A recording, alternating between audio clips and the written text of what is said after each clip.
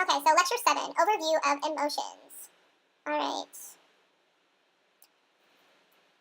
What is an emotion? Emotions are described as feeling states. Current-day cognitive neuroscience view emotions as consisting of 3 components that can be studied independently. Behavior, physiology, which is like automatic nervous system output, and feelings, which are subjective, conscious experiences. Emotions are functional. They are neurally based dispositions that facilitate appropriate responses to events of biological significance, increasing our evolutionary fitness, including like the fight or flight response or something, and getting away from fear. Autonomic mobilization, increased heart rate and blood pressure, etc. Fear might be important for learning to avoid similar situations in the future. So the overlapping of behavior, physiology, and feelings is emotion. Okay, so emotions are typically triggered by a particular event and are short-lived, seconds to minutes. Emotional states that endure for longer periods are moods. Example, mood disorders. Affect is typically the same as emotion. So affect is the same thing as emotion. Affect, emotion, affect, emotion, affect, emotion. I mean, that makes sense because something would happen and that would be the cause and then the effect would be emotion. This is affect with an A. But, so affect. But it is most commonly used to describe outward expression of emotions, like facial expressions, gesture. Okay, so like someone hits you, you frown. That's the affect. Temperament refers to someone's enduring disposition, a personality trait, experience, and react to events in certain ways. So like an angry temperament. Like Elliot had an angry temperament. Okay. Motivation describes an urge to reduce drives. And example, one is motivated to eat in order to reduce hunger. However, motives can also be more lofty and very long term, such as motive to graduate with honors. Many of these interact with each other and influence emotional responses. Emotional influence on brain processes and behavior occur at varying timescales. Immediate effects via neural signaling are captured more easily, and indirect and slower effects stemming from hormonal action. So hormonal action can slowly affect emotion. Furthermore, the really long-term effects of mood variation are hard to capture experimentally. The most traceable emotion that is fear, but that's kind of ethically sketchy, and also it's kind of sketchy because it relies a lot on self-report. Okay, given that self-report is not always a reliable measure of emotional responses, it is crucial to develop objective measures of experience arousal, and so here comes in valence or pleasantness.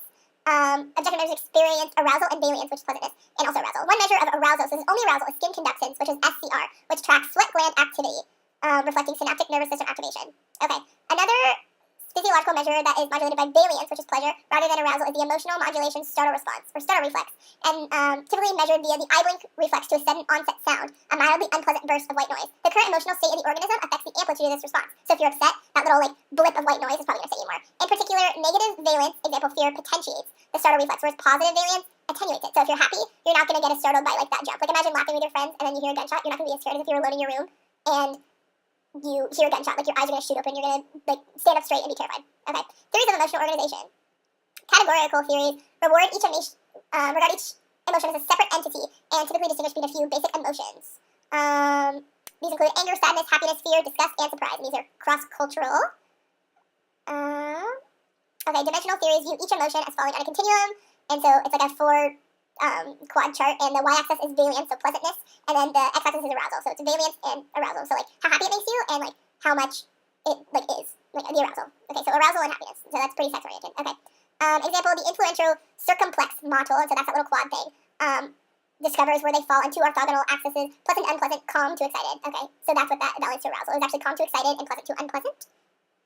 Dimensional theorists are interested in uncovering neural correlates of valence and arousal, whereas categorical theorists might look for discrete neural relations each basic emotion. Okay, so categorical are trying to distinguish between the 6 emotions, whereas dimensional theorists, they're just kind of looking like what correlates with something more happy, what correlates with something more arousing.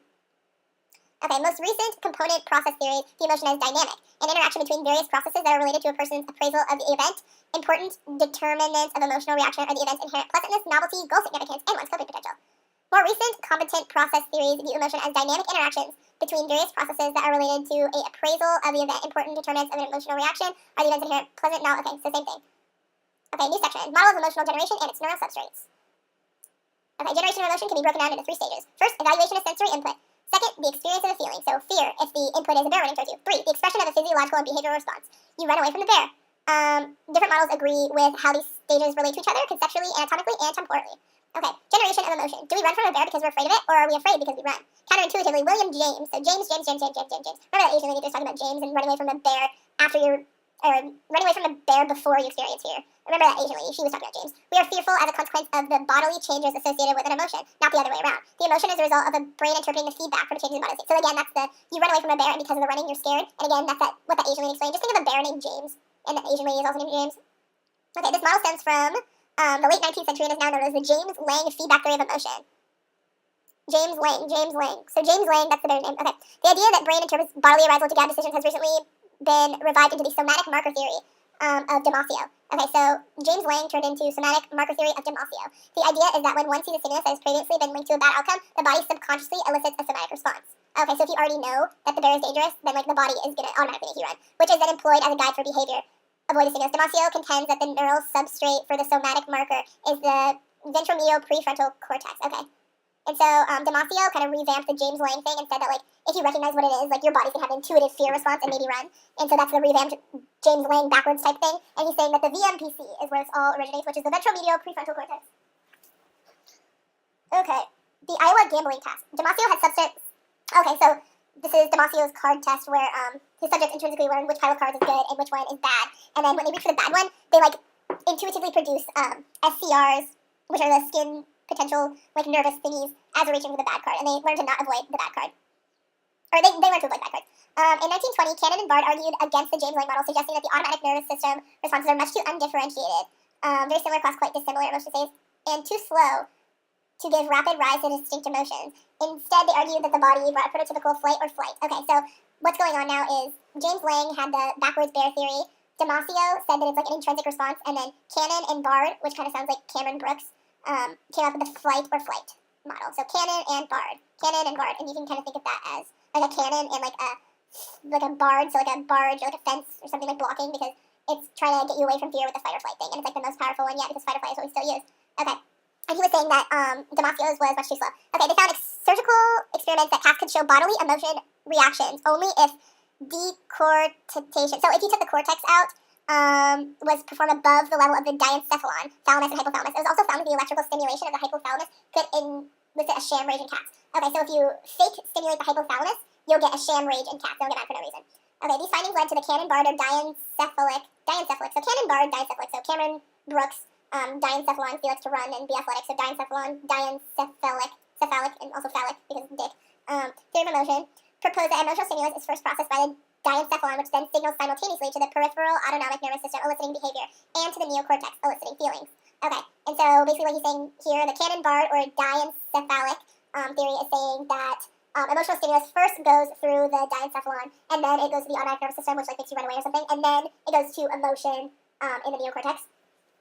Generation of emotion in the 1930s, James Puppes extended the neuroanatomy of Cannon-Bard model by focusing on the monosynaptic connections of the hypothalamus. And this famous Puppes circuit, the Puppes cingulate gyrus is associated with conscious feelings, which can be triggered via two routes, neocortical stream of thought or subcortical stream of feeling. Okay, so he's just saying that the cortex goes to the cingulate gyrus. Puppes says the cortex goes to the cingulate gyrus, and then that elicits emotion. The cingulate in turn projects back to the hypothalamus via the hippocampus to close the circuit. Okay, so James Puppes, that kind of sounds like a carnival ride, and so it's kind of like a carnival ride. It goes from cortex to cingulate gyrus, to hippocampus, to hypothalamus, to thalamus, and then back around again. But it all kind of goes around the thalamus. It has to do with the thalamus and the hippocampus and the cingulate gyrus, and it just kind of goes around. And also the cingulate gyrus is for conscious feelings, and so again, you can think of that gyrus spinning out emotion, and then hippocampus, and then the hypothalamus is for physiological expression. Okay, and hypothalamus is also mammalian bodies. I guess that makes sense because hypothalamus kind of sounds like a mammal or like an animal. But around the same time, Kluver and Busey described what we now call Kluver-Busey syndrome, namely after removing the medial temporal lobe. Kluver-Busey kind of, those do sound like two sexually deviant, like a sexually deviant couple or something, would exhibit a loss of fear and hypersexuality, removing the medial temporal lobe. So remove the MTL, which is, I thought what HM got removed, and then that exhibited a loss of fear and hypersexuality. Later works established that it was specifically the amygdala damage which caused these behaviors. Okay, so damage to the amygdala, and you become clever and boosy. Okay, so Kluver, it's kind of like clever sexual deviant. So damage to the amygdala, and you become a sexual deviant, and you don't have fear. Okay, starting in the 1950s, Paul MacLean built on these earlier insights to develop fully fledged limbic system theory of emotion. MacLean added to the Puppes circuit some subcortical nuclei, parts of the basal ganglia, the amygdala, and the orbitofrontal cortex, and called this the visceral brain, and later the limbic system. Okay, and so now moving on, contemporary views on neurobiology of emotion. Okay, current day research is somewhat split. The basic label concept of limbic system has been reinstated in a revised form and is often used in papers and in books, but many researchers doubt. Okay, so we don't really know if the limbic system is still valid. Within the revised limbic system, a distinction has been drawn between the ventral belt, shown in blue, that is more closely involved in emotional function, and the dorsal belt, that is involved in more cognitive. Okay, so the dorsal belt is more cognitive. Again, remember that little dolphin that's carrying thoughts to the island. And the limbic, or the ventral belt, which again is like good for outputting stuff, and the emotion is flowing out. The ventral belt is more for emotion, and this is within the revised limbic system. So it's like two kind of little mini systems. One of them for cognition, which is dorsal, and then ventral is more for emotion. Okay, however, many researchers argue the whole limbic system theory is outdated altogether, and like there's too many things that are not emotional in there, and many cortical regions are known to be crucial for emotional learning, and those aren't included, so they're saying that that's garbage.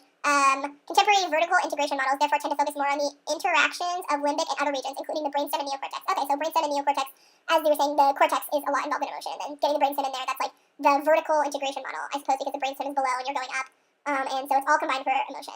These models are based on a vast literature of fear conditioning animals, which has delineated a complex circuitry of regions involved in acquiring, extinguishing fear in rodent models, which seem to have good applicability to humans. Okay, so this like new integration model is based on a lot of fear conditioning stuff, and it's basically just integrating vertically, obviously, the brainstem and the neocortex with like the limbic system, which is in the middle. Neocortex is on the top, brainstem is on the bottom, and like you're just like going up, basically. Okay. Learning from events that elicit emotional responses is key for survival. The neural circuitry of classical Pavlovian fear conditioning has been mapped out in rodent studies, and it starts with fear acquisition, fear extinction, and context conditioning.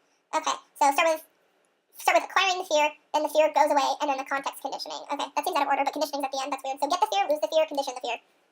Condition the context, I guess. The acquisition of fear conditioning to a CSUSC pairing has been shown to involve the thalamus, amygdala, and neocortex. That makes sense because the thalamus was in the POV, like, circuit one. The amygdala is in the sexually deviant one, which is Kluver and something that starts with a B. And the neocortex was in the vertical integration model. And of these, the most crucial site for fear learning and where fear memories are likely to be stored is a lateral nucleus of the... Okay, so now lateral nucleus of the amygdala. Okay, so fear lives in the amygdala. And that makes sense because when you cut it out, you stop having fear of, like, weird sexual encounters and, like, you start putting snakes in your mouth, apparently, if you're the monkey in the picture. Animals with lesions to this region do not condition well at all.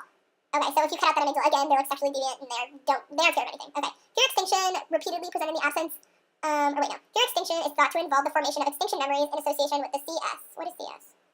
Oh, conditioned stimulus. Is thought to formation of extinction memories with the conditioned stimulus. This process seems to rely in part on the inhibition of the amygdala response, which is mediated by top-down from the VMPC. Okay, so inhibit the amygdala, and then you get like these extinction memories. Okay, damage to the VMPC impairs extinction. Okay, damage to VMPC impairs extinction. Oh dang, okay. So VMPC, if it's not working, your fear extinction won't work, and that's a reason that PTSD happens because of a hypoactive VMPFC. That kind of looks like a soldier thing. So PTSD, damage to it will turn into PTSD because it's inhibiting the amygdala, which is full of fear. Okay, and fear conditioning. In fact, the fear conditioning extinction circuit appears to be severely impaired in PTSD. Patients have difficulty extinguishing conditioned fear responses to cues previously paired with mild shock, and they display a hyperactive amygdala and a hypoactive VMPFC during the extinction phase. And Milwad did all of that. Okay, so context conditioning is highly important for avoiding repeated exposure to negative events. Unsurprisingly, it is important for the hippocampus to the amygdala.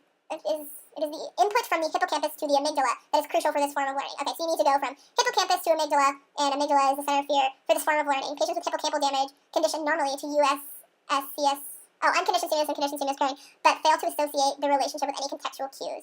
Okay, so they condition, but they like can't relate it like any farther. Okay, and that's a wrap.